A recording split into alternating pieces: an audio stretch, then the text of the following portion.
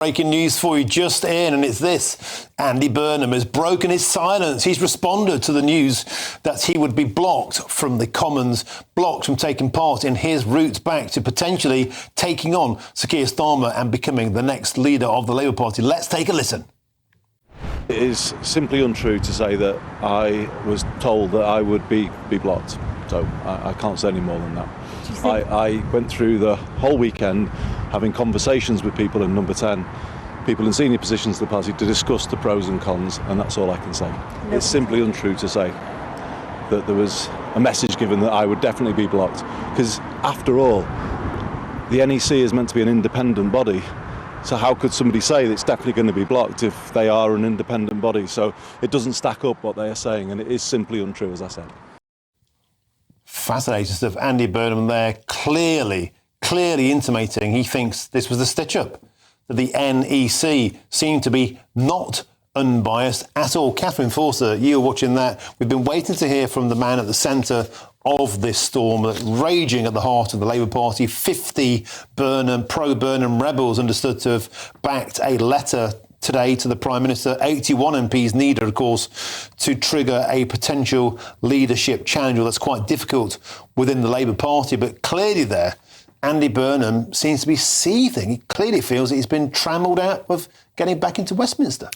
Yes, he really does. And I think this is a prime example of recollections may vary, because he is saying that he wasn't told that he'd be blocked. We've heard in the last day or so allegations that Andy Burnham had basically been told, well, you're going to be blocked by the NEC, so don't bother applying.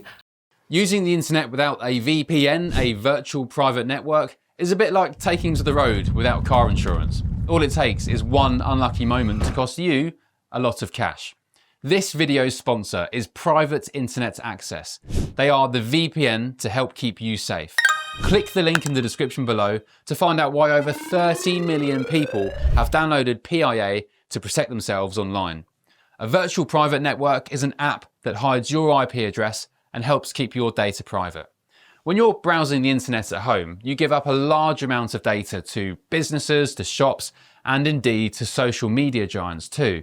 Hackers have the ability to steal your personal data with ease, including sensitive information such as passwords, keystrokes, and even your personal photos. Private internet access helps protect your personal data by encrypting your internet connection to keep your data out of the hands of cyber criminals. And it's not just hackers either to be concerned about. Information can be censored too. When Canada passed their C18 bill, social media giants decided to ban news content on their platforms. But PIA can protect your ability to consume the news and content you love. Private internet access is available for Windows users, Mac OS, Android, Linux, iOS, and you can use one PIA subscription to protect an unlimited amount of devices. And we've got a huge GB News discount for you too. Click the link in this video's description and you'll get a massive 83% off PIA.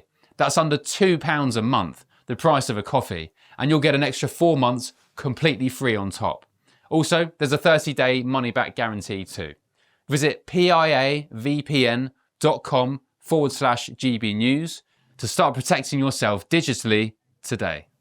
And he's saying, no, that absolutely didn't happen. And I had conversations with Number 10 all weekend. And in any case, if the NEC panel is neutral, as it is supposed to be, independent, how could anybody possibly know that they would block it if it was everybody was free to vote as they wanted? We know that the Prime Minister was on that panel and spoke very strongly at the very beginning as to why he felt it wouldn't be good use of taxpayers' money or scarce Labour resources to hold another mayoral election in Manchester before Andy Burnham's term comes up in 2028. But of course, we also know that Andy Burnham is a very popular politician. Unlike the Prime Minister, if he got back into Westminster after the May elections, he could potentially have challenged the Prime Minister for his job and become Prime Minister. And clearly what happened when we look at the numbers, the metrics of that NEC vote, Siobhan Man moved the chair, abstained, that's normal.